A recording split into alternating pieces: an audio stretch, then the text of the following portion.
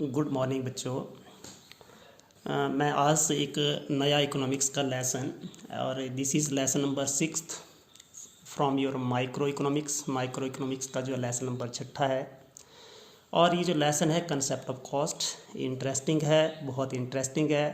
तो इसकी सबसे पहला जो कंसेप्ट आ रहा है लागत की अवधारणा से आपके समझते हैं what is the concept of cost. ठीक है, कॉस्ट का कंसेप्ट क्या है, लागत की अवधारणा क्या है। वस्तुओं का उत्पादन करते समय प्रत्येक फर्म क्या करती है, जब भी कोई भी फर्म वस्तुओं का उत्पादन कर रही है तो उत्पादन करते समय प्रत्येक फर्म कच्चे माल का प्रयोग करती है, उत्पादन के साधन फैक्टर्स ऑफ प्रोडक्शंस जैसे लैंड है, भूमि, श्रम, पूंजी जिन्हें आगत कहते हैं का प्रयोग करती है। इन आगतों पर होने वाले व्यय को उत्पादन लागत कहते हैं। ठीक है, जब भी क्या कर रही है कोई भी firm, when any firm that is producing goods, जब भी उसके गुड्स की प्रोडक्शन कर रही है, कमोडिटी की प्रोडक्शन कर रही है, प्रोडक्शन करते समय वो रॉ मटेरियल का यूज़ करती है। फैक्टर्स ऑफ प्रोडक्शन जैसे लैंड है, लेबर है, capital that is used by the firm, these all are called inputs. इन सब को हम इनपुट्स बोलते हैं, इनको इनपुट्स बोलते हैं। और इन इनपुट्स के ऊपर जो एक्सपेंडिचर किया जाता है, expenditure that is made on these inputs that is called production cost. समझ आ गई कि कोई भी फर्म है जब भी क्या कर रही है वस्तु का उत्पादन कर रही है, उत्पादन करते समय पहला कच्चे माल और उत्पादन के साधन जिसको फैक्टर्स ऑफ प्रोडक्शंस बोलते हैं, चाहे वो भूमि है, श्रम है, पूंजी का उपयोग करती है और इनके ऊपर जो भी खर्च आता है उसको हम उत्पादन लागत कहते हैं। और ये cost of production that is the function of Q. Q means उत्पादन, output, C stand for cost, F stand for function. C उत्पादन की लागत, एफ फलन है, क्यू उत्पादन की मात्रा है। आपको पता है कि जैसे जैसे उत्पादन की मात्रा बढ़ती जाती है उत्पादन की लागत बढ़ती जाती है। इसका मतलब क्या हो गया कि जो उत्पादन लागत है वो उत्पादन की मात्रा का फलन है, कि यानी कि इसमें परिवर्तन होने से इसमें परिवर्तन होगा। यानी कि उत्पादन की मात्रा बढ़ने से जब भी कोई भी फर्म क्या करती है अपने उत्पादन के स्तर को बढ़ाती है तो क्या हो जाता है, जब भी उत्पादन बढ़ता है तो उसकी कॉस्ट ऑफ प्रोडक्शन भी बढ़ती है, उत्पादन की लागत भी बढ़ती है। ठीक है, और उसके बाद हमारा एक छोटा जैसा आपने और याद कर लेना मनी कॉस्ट। मनी कॉस्ट क्या होती है कि जब भी कोई फर्म क्या करती है, जब किसी वस्तु का उत्पादन करती है तो मुद्रा के रूप में जो धन खर्च करती है, जो भी मुद्रा के रूप में धन खर्च करती है उसको मनी कॉस्ट बोलते हैं। Expenditure made by the firm in term of money that is called money cost. Money cost के अंदर किस किस कौन कौन से खर्चे शामिल किए जाते हैं, ये आपके कच्चे माल की लागत, एक्सपेंडिचर्स ऑन रॉ मटेरियल, ब्याज, इंटरेस्ट, लगान, भूमि के ऊपर लगान देना पड़ता है, रेंट, मजदूरी, वेजिस, बिजली, इलेक्ट्रिसिटी, घिसावट, वियर्स एंड टीयर्स, विज्ञापन का खर्च, एडवर्टाइजमेंट एक्सपेंडिचर्स, इंश्योरेंस, पैकिंग, ट्रांसपोर्टेशंस, उद्यमी द्वारा दी गई सेवाओं की लागत। ये मौद्रिक लागत के अंदर ये निम्नलिखित खर्चे शामिल किए जाते हैं। एक बार मैं फिर रिपीट कर रहा हूँ, कच्चे माल की लागत, ब्याज, लगान, मजदूरी, बिजली, चालक खर्च, घिसावट, विज्ञापन का खर्च, बीमा, पैकिंग, यातायात, उद्यमी द्वारा दी गई सेवाओं की लागत। उद्यमी कौन होता है, जो उद्योगों को लगाता है। ठीक है, ये सारी की सारी किसके अंदर अंतर्गत आती है, money cost. This is called the money cost. अब हमारा जो अगला कंसेप्ट है बंधी लागत। बंधी लागत, पूरक लागत या ऊपरी लागतें जिसको बोलते हैं फिक्स्ड कॉस्ट, सप्लीमेंट्री कॉस्ट और ओवरहेड कॉस्ट। अब बंधी वैसे ये शब्द से ही स्पष्ट है, जो बंधी शब्द का मतलब है फिक्स है।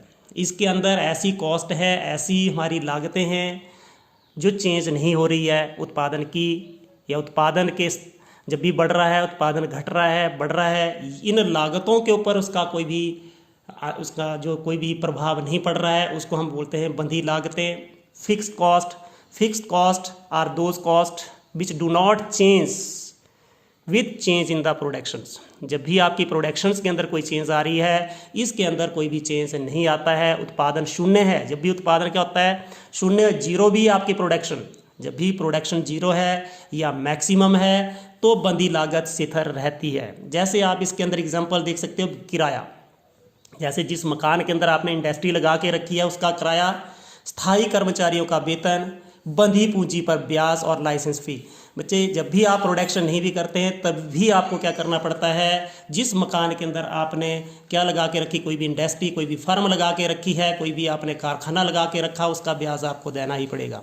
आप उत्पादन कर रहे हो या नहीं कर रहे हो, लेकिन जो आपके स्थायी कर्मचारी हैं, जो आपके परमानेंट एम्प्लॉयज़ हैं, परमानेंट एम्प्लॉयज़ का वेतन या उसकी सैलरी आपको देनी ही पड़ेगी। उसके बाद बंधी पूंजी के ऊपर ब्याज, आपने कोई भी बैंक से कोई भी ब्याज वगैरह लेके रखा, कोई भी आपने राशि लेके रखी हुई है, कोई भी पैसा उधार लेके रखा हुआ है या किसी से भी लेके रखा हुआ है, उसके ऊपर ब्याज आपको देना ही पड़ेगा, आप उत्पादन करो या मत करो। लाइसेंस फी, आपकी इंडस्ट्रीज आपने लगाई है उसकी लाइसेंस फी आपको देनी पड़ेगी। तो ये जो आपकी लागतें हैं, these are fix cost. Fix cost कौन सी कॉस्ट होती है, which do not change with change in production, with change in output. Output आपकी जीरो है, आउटपुट आपकी मैक्सिमम है। बंधी लागत कैसी रहती है, स्थिर रहती है। बंधी लागत आपको देनी ही पड़ती है। जैसे मैं आपको एक एग्जांपल बताता हूँ, कोई भी एक फार्म है, फार्म क्या कर रही है, किसी दरी का उत्पादन कर रही है और प्रतिदिन जो है वो कोई दरी भी नहीं बनाती है। जैसे उसकी जो फिक्स कॉस्ट है वो 10 रुपये है, दरी नहीं बनाती है तब भी उसकी 10 रुपये आएगी। यदि वो 100 दरियाँ बनाती है तब भी उसकी कॉस्ट कितनी आएगी, कॉस्ट ऑफ प्रोडक्शन कितनी आएगी, या फिक्स कॉस्ट कितनी रहेगी, तब भी 10 रुपये ही रहेगी। तो बंधी लागत वह लागत होती है जो उत्पादन की मात्रा के साथ परावर्तित नहीं होती है। उत्पादन शून्य है, अधिकतम है, बंधी लागत स्थिर रहती है। इसको हम तालिका की सहायता से बड़े अच्छे ढंग से समझा सकते हैं। तालिका के अंदर देखिए, एक हमारा इसके अंदर एक आपका कॉलम, उसके अंदर हमने उत्पादन की मात्रा, दूसरे के ऊपर हमने बंधी लागत दी है। 0 उत्पादन है तब भी आपकी बंधी लागत 10, 1 उत्पादन है तब भी 10, 2 है तब भी 10, 3 है तो तब भी 10, 4 इकाइयों का आप उत्पादन कर रहे हो, यू आर प्रोड्यूसिंग 4 यूनिट्स, तब भी बंधी लागत 10 है, 5 है तभी 10, 6 तो 10। तो इसका मतलब उत्पादन शून्य है, अधिकतम है, आपकी बंधी लागत स्थिर रहती है। ये उत्पादन की मात्रा में परिवर्तन होने से इसके अंदर कोई भी परिवर्तन नहीं होता है। इसको हम चित्र की सहायता से भी समझा सकते हैं। चित्र के अंदर देखिए, ओ एक्स अक्ष के ऊपर, जो भी आपका ओ एक्स अक्ष है, इसके ऊपर आउटपुट का मतलब है उत्पादन, ये उत्पादन को दर्शाया गया है। और इस एक्स के ऊपर, ओ वाई अक्ष के ऊपर हम लेते हैं कॉस्ट, और cost that is taken in rupees, output that is taken in units, मतलब इकाइयों के अंदर ले रहे हैं। अब देखिए, जो भी हमारी तालिका है, तालिका की सहायता, तालिका में देखिए ये उत्पादन हो रहा है 6 इकाइयों तक, 2 3 4 5 6 इकाइयों का हम उत्पादन कर रहे हैं। 10 20 30 40 50। अब तालिका में देखिए उत्पादन शून्य है तब भी बंधी लागत कितनी है, 10। ये उत्पादन शून्य है तब 10, यहाँ पे पॉइंट लगा लिया। 2 तब भी 10, 1 तब भी 10, 2 तब भी 10, 3 है तब भी 10, 4 है तब भी 10, 5 है 10, तो ऐसे ही रहेगा। इसलिए ये जो बंधी लागत बकर है, fix cost curve that is parallel to X axis, ये एक्स एक्सिस के समानांतर होता है। इससे बिल्कुल स्पष्ट है कि उत्पादन में परिवर्तन होने का बंधी लागत के ऊपर कोई भी प्रभाव नहीं पड़ता है। जैसे मैंने आपको बता दी, इसकी एग्जांपल कौन कौन से हो सकते हैं। मकान का किराया, जहाँ पे अब इंडस्ट्री लगा के रखी है, स्थायी कर्मचारियों का वेतन, बंधी पूंजी पर ब्याज और लाइसेंस फी, ये सारे के सारे कौन सी कॉस्ट के अंतर्गत आते हैं, बंधी लागत के अंतर्गत आते हैं। ये आपको चुकाने ही पड़ते हैं, चाहे आपका उत्पादन अधिकतम है, मैक्सिमम या शून्य है, ये लागतें आपको देनी ही पड़ती हैं। अब हमारी जो दूसरी कॉस्ट आ रही है, जिसको हम परिवर्तनशील लागत बोलते हैं। परिवर्तनशील लागत वेरिएबल कॉस्ट, जो चेंज हो रही है जैसे जैसे उत्पादन बढ़ रहा है। आपकी ये जो परिवर्तनशील लागत ये भी बढ़ रही है। जब उत्पादन शून्य होता है तो ये शून्य होती है, और जब ये अधिकतम हो जाता है तो ये भी बढ़ती जाती हैं। ठीक है, तो वेरिएबल कॉस्ट, ठीक है, ये जो कॉस्ट होती है जैसे जैसे आपकी प्रोडक्शन चेंज हो रही है तो उसके साथ इसमें भी परिवर्तन आता रहता है। इसको प्राइम कॉस्ट भी बोलते हैं, प्रमुख लागतें भी बोलते हैं। जैसे आपका कच्चा माल, आप बच्चे जब उत्पादन करेंगे तभी कच्चे माल का प्रयोग करेंगे। अस्थायी कर्मचारी, जो भी आपके टेम्परेरी एम्प्लॉयज़ हैं, उनको आप तभी लगाएंगे जब आप प्रोडक्शन करेंगे। बिजली तभी यूज़ करेंगे जब आपकी प्रोडक्शन होगी। टूट फूट वियर्स एंड टीयर्स, आपकी जो भी मशीनें हैं उसके अंदर जो भी टूट फूट होगी वो तभी हो सकती है जब आप किसी वस्तु का या जब किसी वस्तु का आप उत्पादन करते हैं। तो ये परिवर्तनशील लागत होती है। परिवर्तनशील लागत उत्पादन की मात्रा में परिवर्तन होने से परिवर्तित होती हैं। उत्पादन शून्य होता है तो ये शून्य होती है, अधिकतम तो ये अधिकतम हो जाता है। तो इसकी मैं तालिका बना रहा हूँ, आपने ध्यानपूर्वक देखना, तालिका से ही ये स्पष्ट हो जाएगा। उत्पादन मैं 0 ले रहा हूँ तो ये आपकी शून्य आ रही है, लेकिन ये जब 1 2 3 4 5 6 इकाइयों तक उत्पादन ले रहे हैं। अब देखिए जब 1 इकाई का उत्पादन किया तो 10, 2 का हो गया तो 18, ऐसे 3 24 4 28, फिर 32, फिर आपने 38। आपने इसके अंदर क्या करना है, पहले आप देखिए 10 8 18, 18 6 24, 4 28, 4 32 और 6 38, पहले ये घट रही है। पर इसको देखिए आपकी ये जो आपकी वेरिएबल कॉस्ट है वो बढ़ रही है। कैसे कैसे, जैसे जैसे आपकी उत्पादन की मात्रा बढ़ रही है। ठीक है, इस टेबल को थोड़ा सा आपने याद करना। वेरिएबल कॉस्ट 0 10 18 24 28 32 और 38। अब हमने इसको हम एक्सप्लेन भी कर सकते हैं। जैसे किसी जब उत्पादन शून्य है तो परिवर्तनशील लागत शून्य है। जब ये बढ़ करके 4 हो जाती है तो परिवर्तनशील लागत बढ़ करके 28 हो जाती है। 2-3 पॉइंट्स एक्सप्लेन कर लेने। जब उत्पादन की मात्रा या आपकी प्रोडक्शन कितनी हो जाती है, बढ़ करके 6 इकाइयाँ हो जाती है तो परिवर्तनशील लागत जो है वो बढ़ करके कितनी हो जाती है, 38 इकाइयाँ हो जाती है। इसको हम चित्र की सहायता से दर्शा सकते हैं। OX के ऊपर उत्पादन की इकाइयाँ और OY के ऊपर आपने कॉस्ट ली है। ठीक है, हमारा जो उत्पादन की इकाइयाँ 6 तक हैं, 1 2 3 4 5 और ये 6, और वो 38 तक जा रही है। तो हम इसको बना सकते हैं 10 20 30 करके, 10 20 30, ये आपके 40 और ये 50।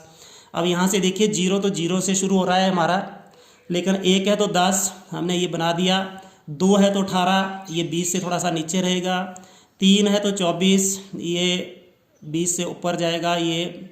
ठीक है, उसके बाद 4 तो 28, ठीक है, और 5 तो 32, ठीक है, 6 है तो 38, ऐसे करके निकल जाएगा। तो ये ऐसे बनेगा, ये आपका बकर ऐसे बनेगा। ये this is variable cost curve. Variable cost curve आपने इसको अच्छे ढंग से ग्राफ पेपर के ऊपर बना लेना है।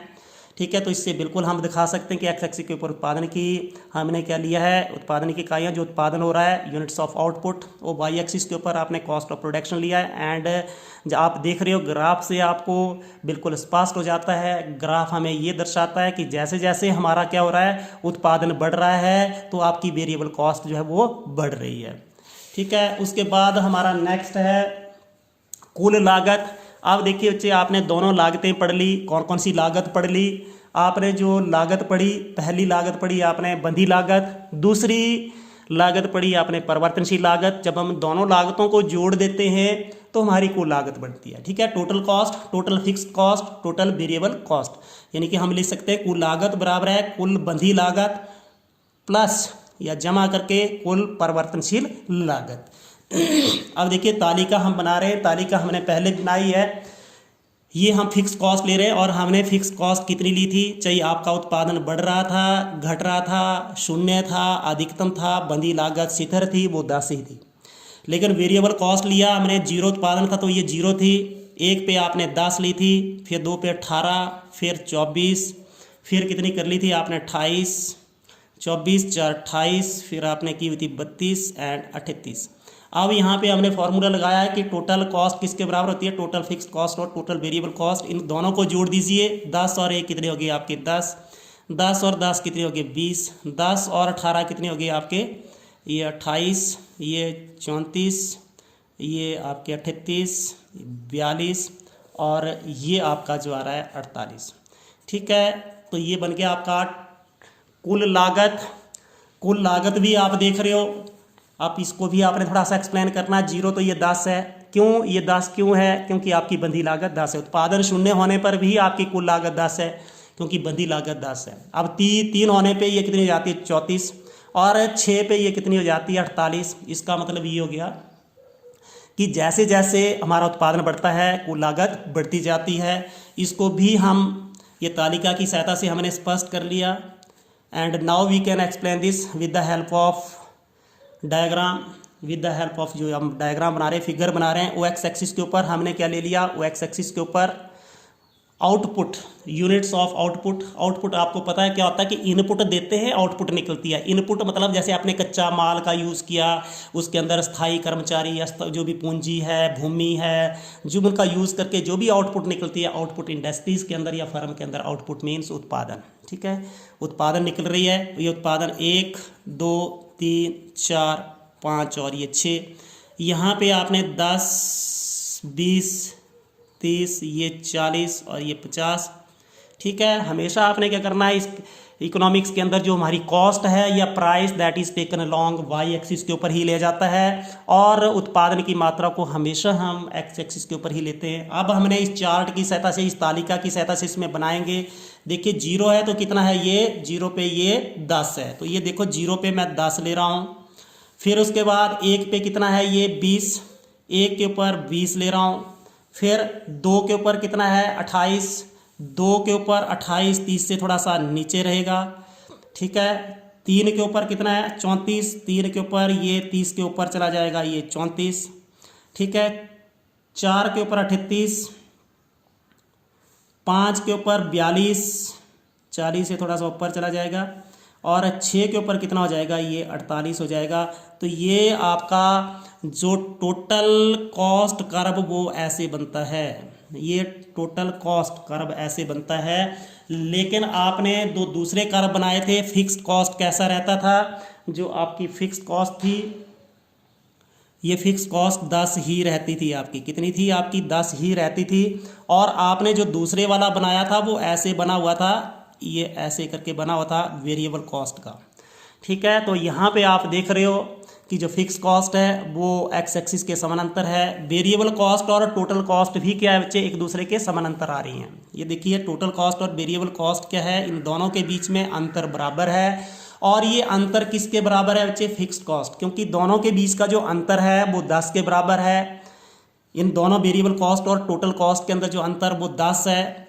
तभी तो ये दोनों कर्व हैं आपके, कौन कौन से, ये टोटल कॉस्ट और वेरिएबल कॉस्ट कर्व, ये दोनों एक दूसरे के समानांतर हैं। ठीक है, एक दोनों के समानांतर है। ये क्यों समानांतर है, क्योंकि दोनों के बीच में जो अंतर है वो फिक्स्ड कॉस्ट का, बंधी लागत का अंतर है, और वो 10 के बराबर है। आपने इसके नोट्स बनाने हैं। यदि आपको वीडियो अच्छा लगा, like share and subscribe. Thank you.